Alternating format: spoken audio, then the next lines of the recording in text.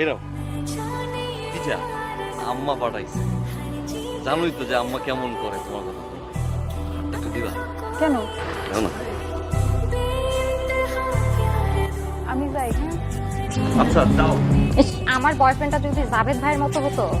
আমি আছি বিপদের মধ্যে, ঝামেলার মধ্যে, আর তুই ফাঁসানি করতে যাওয়ার সাথে। ও মা, তুমি একসাথে 2 নৌকা পা দিচ্ছ আর আমি কিছু বললেই দোষ। আপনি এখানে এসে কি করতেছেন? জড়াই ধরছো কেন?